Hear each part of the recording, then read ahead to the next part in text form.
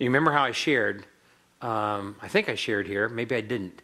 I had a guy back in the early 90s in our church who was a tall guy, probably 6'3", 6'4", pretty,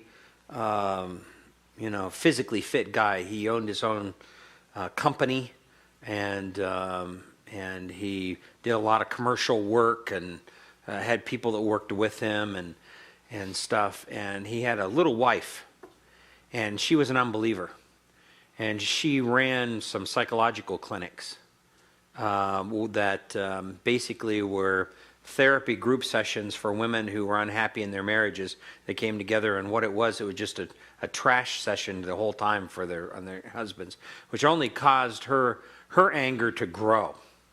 And so she was a very angry woman, even though he had provided a wonderful home, a beautiful place to live, had built it with his own hands, and plenty of money for her. As an unbelieving wife, she was just a hateful woman. And one day, he told me, or actually it was one night, he was sound asleep and he woke up and she was on top of him, pounding him with her fists. And he had a bloody nose. And she took her finger and she pointed it right at him. She says, "One of these days you're going to find a butcher knife planted right in the middle of your chest." That's how angry she was. Now, I knew him very well. He was a very gentle guy. I'm sure that there were sinful, irritating things that he did, but he was willing to work on those in counseling and try to be the best husband as he could. And I know that if he physically would have done anything to her, it would have been probably pretty detrimental.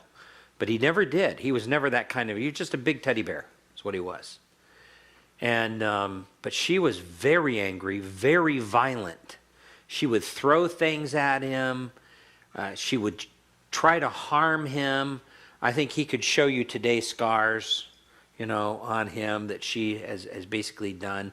Where any normal household, probably that spouse would have been in jail a long time ago. But I remember asking him, and I'm going to change his name because this is still an ongoing situation. I said to him, "Tom, what do you want to do?" We had talked through these very passages, just like I did with you. What do you want to do? And he said to me, "Pastor, I want to stay with her and win her over to righteousness." And I said, "Tom, even if it costs you your life?" And he said, "Yes." And he's still living with her.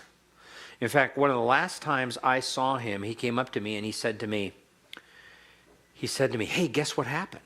And I said, "I don't know. What happened?" He said, "Her father went to the hospital and was dying. And she came to me kind of out of nowhere and said to me, 'Will you go to the hospital to see my father and share the gospel with him?'" And he said, "Well, sure, no problem. Why don't you come along with me?" "Oh, no, I don't want to go. But I want you to go." And that's the first time he ever had any clue from her that she really even acknowledged that the gospel was worthwhile. And he was just beaming, all right? That was the greatest thing. Now, this is after several years of living with this woman. And she has made life miserable for him. So, now, as a pastor, I'll die for somebody like that. I'm going to support them and help them as much as possible. The world would label them with psychological disease. The world would say somebody like that is codependent, all right? And that they have some kind of abnormal codependency with their spouse where they're willing to put up with this kind of hardship. They're not codependent at all. They have an overriding greater purpose than their own life even. And that is to see goodness go to that other person in terms of the gospel and to accurately represent and live Christ in front of them. That's an overriding concern. So, as far as I'm concerned, that person is the most sanest person in the world. They don't have any kind of psychological disease or psychological problem. They're really willing to put up with injustice for righteousness' sake.